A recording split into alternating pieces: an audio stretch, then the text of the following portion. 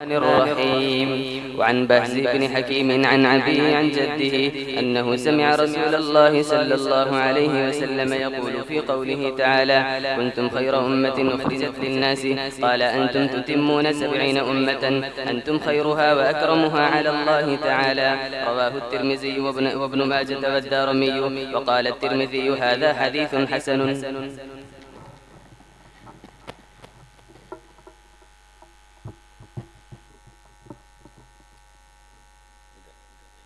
کافی ہے الحمد للہ رب العالمین والصلاة والسلام علی سید الانبیاء والمرسلین سیدنا و مولانا محمد وعلی آلہ وصحبہ اجمعین، اما بعد فإن أصدق الحديث كتاب الله وأحسن الهدي هدي محمد صلى الله عليه وسلم وخير الأمور عوازمها وشر الأمور محدثاتها وكل محدثة بدعة وكل بدعة ضلالة. وبالسند المتصل منا إلى الإمام الخطيب التبريزي رحمه الله تعالى أنه قال: عن بهز بن حكيم عن أبيه عن جده رضي الله تعالى عنه وعنهم أنه سمع رسول الله صلى الله عليه وسلم يقول في قوله تعالى: كنتم خير أمة أخرجت للناس، قال: أنتم تتمون 70 أمة، أنتم خيرها وأكرمها على الله تعالى. رواه الترمذي وابن ماجه والدارمي. وقال الترمذي: هذا حديث حسن. محترم و مکرم حضرات علماء کرام، معزز بزرگوں، عزیز دوستوں اور بھائیوں، اور خاص طور سے ہمارے یہ عزیز طلبہ، میں نے سب لوگوں کو مخاطب اس لیے کیا کہ سب کی موجودگی میں ہمارے یہ عزیز طلبہ حدیث شریف کا ایک بہت ہی مفید ترین جامع مجموعہ مشکات المصابیح کا آخری درس پڑھ رہے ہیں.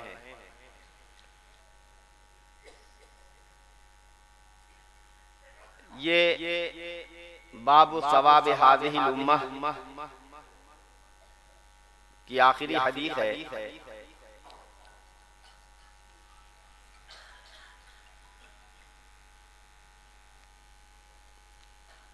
اس میں امت محمدیہ کی فضیلت سے متعلق بہت سی حدیثیں ذکر کی گئی ہیں اکٹھا، اور آپ طلبہ نے سب پڑھ لی ماشاءاللہ. آخری حدیث جو ہے یہ حضرت معاویہ ابن حیدہ القشیری رضی اللہ تعالی عنہ کی روایت کی ہوئی حدیث ہے. بہز ابن حکیم روایت کرتے ہیں اپنے والد سے، وہ اپنے والد حکیم ابن معاویہ سے، اور وہ بہز کے دادا یعنی اپنے والد معاویہ ابن حیدہ القشیری رضی اللہ تعالی عنہ سے. یہ نبی کریم صلی اللہ علیہ وسلم کے صحابی ہیں کہ انہوں نے رسول اللہ صلی اللہ علیہ وسلم کو یہ فرماتے ہوئے سنا، اللہ تعالیٰ کے ارشاد کنتم خیر امت اخرجت للناس کی تفسیر میں نبی کریم صلی اللہ تعالی علیہ وسلم کی احادیث قرآن کریم کی تفسیر ہیں. پوری سنت 23 سالہ زندگی حضرت نبی کریم صلی اللہ تعالی علیہ وسلم کی یہ قرآن کریم کا بیان اور قرآن کریم کی شرح ہے. قرآن کریم اللہ کی کتاب ہے، اور اللہ کے کلام کو سمجھنا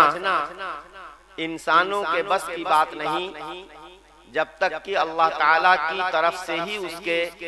سمجھانے کا جو انتظام کیا گیا ہے اس کی مدد نہ لی جائے. اور وہ سب سے بڑا ذریعہ حضرت نبی کریم صلی اللہ تعالی علیہ وسلم ہیں جن پر اس قرآن کریم کو اتارا گیا، اور حضرت نبی کریم صلی اللہ تعالی علیہ وسلم کے قلب مبارک پر قرآن کریم کے معانی اور مطلب اور اللہ کی مراد کا القاء کیا گیا، اور مخصوص مواقع پر باقاعدہ فرشتے کو بھیج کر نبی کریم صلی اللہ تعالی علیہ وسلم کو بتایا گیا اور سمجھایا گیا۔ تو نبی کریم صلی اللہ علیہ وسلم نے قرآن کریم کی آیات کی تفسیر اور اللہ کی مراد کو مختلف انداز میں بیان فرمایا ہے۔ چنانچہ یہ آیت کریمہ کہ اللہ فرماتے ہیں کہ تم بہترین امت ہو، تم افضل ترین امت ہو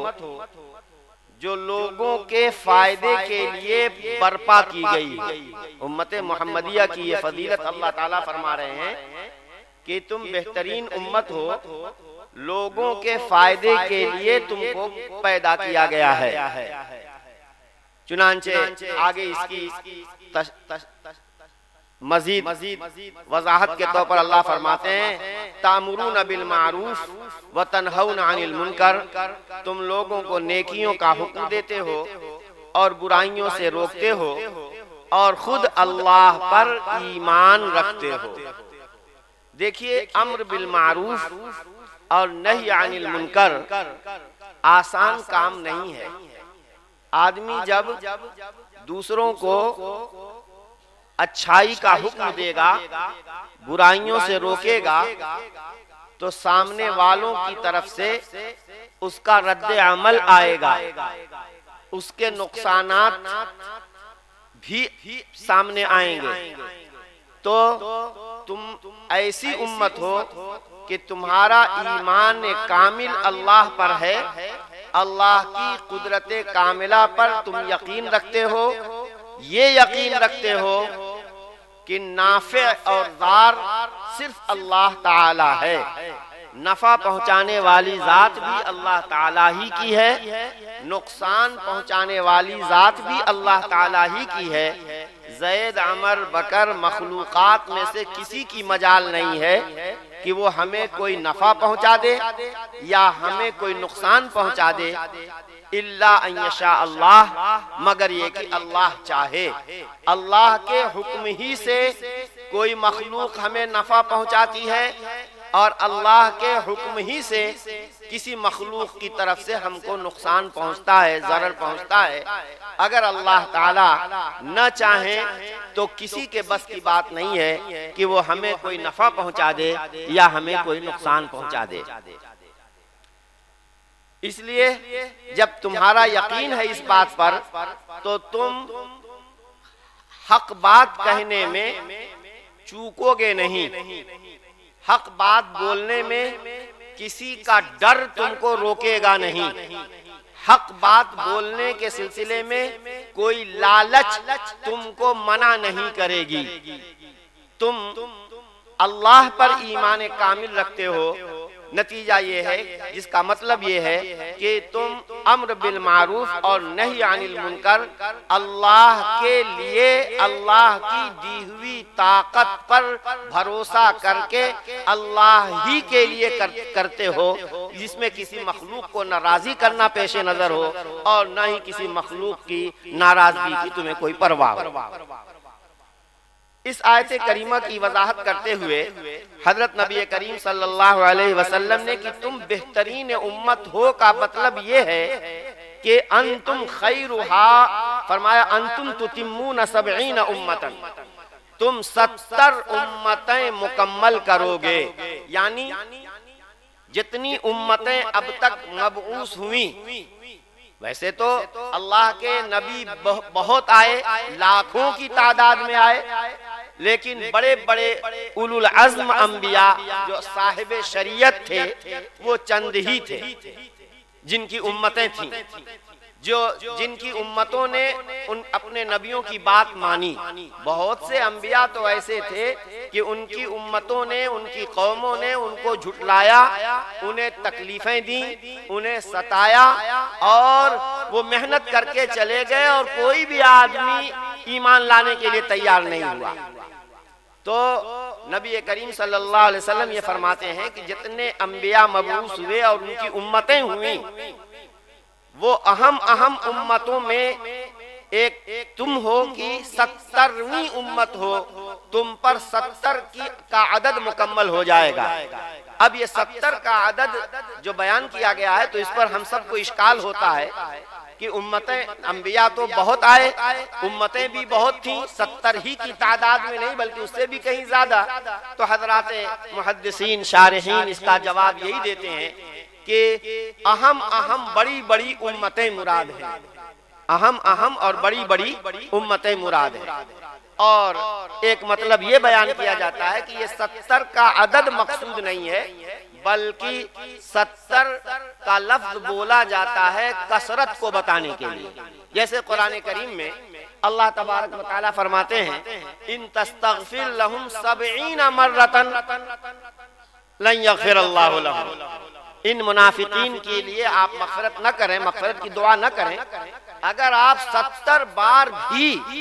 ان کے لیے مغفرت کی دعا کریں گے تب بھی اللہ ان کی مغفرت نہیں کرے گا۔ تو کیا مطلب کہ 70 مرتبہ میں تو مغفرت نہیں ہوگی، 71 بار 72 بار اگر آپ مغفرت کی دعا کریں تو ہو جائے گی؟ ظاہر ہے مطلب یہی ہے کہ چاہے جتنی چاہے استغفار کر لو، جتنا چاہے ان کے حق میں تم مغفرت طلب کر لو، اللہ کے یہاں یہ کافر ہیں، اللہ کے یہاں یہ بے ایمان ہیں، اس لیے ان کی مغفرت نہیں ہوگی۔ تو 70 کا لفظ اردو میں بھی بولا جاتا ہے اسی چیز کی کثرت کو، زیادتی کو بتانے کے لیے کہ 70 مرتبہ تو میرے پاس وہ آ لیا، اجی میں اس کے پاس 70 بار جا لیا، اس نے میرا کوئی کام نہیں کیا۔ تو یہ 70 کا لفظ، 100 کا لفظ، بعض الفاظ بعض عدد ایسے ہوتے ہیں کہ جو محض کثرت کو بتانے کے لیے، مطلب یہ ہے کہ اللہ تبارک و تعالیٰ نے ڈھیر ساری امتیں مبعوث کی، اللہ نے بہت ساری امتیں مبعوث کی، تم بھی انہی میں کی ایک آخری امت ہو، انتم خیرہا و اکرمہا علی اللہ تعالی، ان تمام امتوں میں تم سب سے بڑھیا، سب سے افضل ہو، اور اکرمہا علی اللہ تعالی، اللہ کے نزدیک تم سب سے زیادہ معزز ہو، اللہ تعالیٰ کے نزدیک تم سب سے زیادہ معزز ہو۔ تو اس پوری امت محمدیہ کے سلسلے میں اب اس امت محمدیہ میں بھی فرق مراتب ہیں، کچھ صدیقین ہوتے ہیں، کچھ جو ہیں شہداء ہوتے ہیں، کچھ صالحین ہوتے ہیں، تو فرق مراتب تو ضرور ہے۔ ظاہر ہے کہ طبقے کے اعتبار سے اگر دیکھا جائے تو حضرت نبی کریم صلی اللہ تعالی علیہ وسلم کی براہ راست صحبت اٹھانے والا جو طبقہ ہے حضرات صحابہ کا، جن کو اللہ تبارک و تعالیٰ نے اپنے نبی کی صحبت کے لیے منتخب فرمایا ہے، یہ صحبت یعنی صحابی ہونا یہ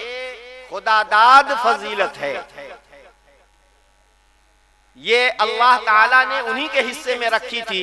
نبی کریم صلی اللہ علیہ وسلم آخری نبی ہیں اور آپ کی نبوت قیامت تک آنے والے انسانوں کے لیے ہے۔ قرآن کریم جو کتاب اتاری گئی وہ آخر تک قیامت تک آنے والے انسانوں کی ہدایت کے لیے یہ کتاب اتاری گئی ہے۔ اور پچھلے انبیاء تو یہ تھے کہ ایک نبی نے آ کر کام کیا، اس کا وقت پورا ہو گیا، وہ اس دنیا سے چلے گئے، اس کی جگہ پر پھر دوسرا نبی آیا، ان کے بعد تیسرا نبی آیا۔ تو جتنے انبیاء آتے گئے، بعضوں کو کتاب بھی، آسمانی کتاب بھی دی گئی، اور کتنے ایسے تھے کہ وہ پچھلے نبی ہی کی شریعت کی خادم بن کر کے اور امر بالمعروف اور نہی عن المنکر کا فریضہ انجام دینے والے بن کر کے ان کو بھیجا گیا، بنا کر مصلح کی حیثیت سے مستقل وہ صاحب شریعت نبی نہیں تھے۔ یہ ساری نبوتیں، یہ سارے انبیاء اور جتنی شریعتیں آئی ہیں وہ سب کی سب تمہید تھیں ہمارے آقا و مولا محمد الرسول اللہ صلی اللہ علیہ وسلم کی شریعت کی۔ اور پچھلے تمام انبیاء کرام بلکہ بعض انبیاء، حضرت حدیث روایت میں موجود ہے کہ لو کان موسیٰ حیا لما وسعہ الا اتباعی، اگر حضرت موسیٰ بھی ایک مرتبہ حضرت عمر رضی اللہ تعالیٰ عنہ توریت کے کچھ صفحات لے کر کچھ اچھی اچھی باتیں اس میں تھیں، ان کو پڑھ کر سنانے لگے نبی پاک صلی اللہ علیہ وسلم کو کہ اللہ کے رسول دیکھیں کتنی اچھی اچھی باتیں ہیں، تو حضرت صلی اللہ علیہ وسلم کے چہرے مبارک پر تغیر آیا اور لال ہو گیا چہرہ آپ کا غصے سے۔ وہ تو سیدنا ابوبکر صدیق رضی اللہ تعالی عنہ نے دیکھا اور فوراً ان کو کوہنی ماری یا ان کو فوراً ٹھوکا دیا کہ تجھے تیری ماں روئے، دیکھتے نہیں نبی کریم صلی اللہ علیہ وسلم کے چہرے پر کتنا غصے کا اثر ہے۔ تو جب دیکھا حضرت عمر رضی اللہ تعالی عنہ نے فوراً یہ جملے کہنے لگے، رضینا باللہ ربا وبالاسلام دینا وبمحمد صلی اللہ علیہ وسلم رسولا و نبیا، ہم اللہ کو رب ماننے پر راضی ہیں، ہم راضی ہو گئے اللہ پر، اس کو رب مان کر، ہم راضی ہوئے محمد صلی اللہ علیہ وسلم پر، ان کو نبی مان کر۔ تو اس طرح سے اور اسلام کو، اس دین اسلام کو ہی ہم اصل دین سمجھتے ہیں۔ تو جب بار بار اس جملے کو دہرایا تو حضرت نبی کریم صلی اللہ علیہ وسلم کا غصہ ٹھنڈا ہوا اور فرمایا کہ لو کان موسیٰ حیا لما وسعہ الا اتباعی، اگر موسیٰ علیہ السلام زندہ ہوتے تو میری ہی اتباع کرنے میں وہ اپنی سعادت سمجھتے، میری ہی اتباع کرنے میں وہ اپنی سعادت سمجھتے، یعنی وہ بحیثیت نبی کے نہیں بلکہ بحیثیت میرے تابع اور بحیثیت میرے امتی کے ہوتے۔ نبوت تو اصل میری نبوت ہے، پچھلے جتنے انبیاء گزرے ہیں وہ تو ان سب کی نبوتیں میری نبوت کی تمہید تھیں۔ آخر میں دیکھیں حضرت عیسیٰ علیہ نبینا علیہ السلام مبعوث ہوئے اور انہوں نے حضرت نبی کریم صلی اللہ تعالی علیہ وسلم کی بعثت کی خوشخبری دی اور باقاعدہ اپنے متبعین کو تلقین کی کہ ایک نبی امی مبعوث ہوگا اور تمہیں ان کی اتباع کرنی ہے اگر تم اس کو پاؤ تو۔ پھر ان یہودیوں نے حضرت عیسیٰ علیہ السلام کو کی مخالفت میں، دشمنی میں قتل کرنے کے وہ درپے ہو گئے۔ اللہ تبارک و تعالی نے حضرت عیسیٰ علیہ السلام کو زندہ آسمانوں پر اٹھا لیا اور متعدد احادیث میں نبی پاک صلی اللہ تعالی اور قرآن کریم میں تو کہا ہی گیا انی متوفیک و رافعک الیہ، تو اللہ تبارک و تعالیٰ نے پورا ان کو وصول کر لیا ہے۔ مطلب یہ ہے کہ وہ حیات ہیں، زندہ ہیں اور اللہ تعالیٰ نے ان کو آسمانوں پر رکھا ہوا ہے۔ حضرت نبی کریم صلی اللہ تعالی علیہ وسلم کی امت کے آخر دور میں جب کہ فتنوں کا عروج ہوگا اور دجال کا خروج ہوگا، اس وقت حضرت عیسیٰ علیہ نبینا علیہ السلام کو اللہ تبارک و تعالی دمشق کے شرقی منارے پر فرشتوں کے ذریعے سے اتاریں گے اور حضرت مہدی جو اس وقت کے امام المسلمین ہوں گے ان کے پیچھے حضرت عیسیٰ علیہ نبینا علیہ السلام اقتدا کریں گے، نماز پڑھیں گے۔ معلوم یہ ہوا کہ بعد میں جو حضرت عیسیٰ علیہ السلام تشریف لائیں گے تو بحیثیت نبی کے نہیں آئیں گے بلکہ بحیثیت ایک امتی کے آئیں گے اور نبی کریم صلی اللہ تعالی علیہ وسلم کے ایک امتی کے پیچھے ان کی اقتداء میں نماز ادا کریں گے۔ تو اس امت محمدیہ کی یہ فضیلت ہوئی، چونکہ ہمارا نبی تمام نبیوں میں افضل ہے اس لیے اس نبی کی امت تمام امتوں میں افضل ہے۔ امت کی فضیلت آپ نے پڑھ لی، نبی کی فضیلت اور اہمیت معلوم ہے، روز روشن کی طرح آیا ہے، کچھ بیان کرنے کی ضرورت نہیں، لیکن احساس یہ دلانا مقصود ہے کہ اے لوگو جب تم خیر الامم ہو، بہترین امت ہو، تو جو جتنا زیادہ اونچائی پہ ہوتا ہے اتنا ہی زیادہ اس کی ذمہ داری بھی ہوتی ہے اور اتنے ہی زیادہ ہوا کے جھونکے بھی اس کو لگتے ہیں۔ فتنے نئے دن نت نئے فتنے رونما ہو رہے ہیں،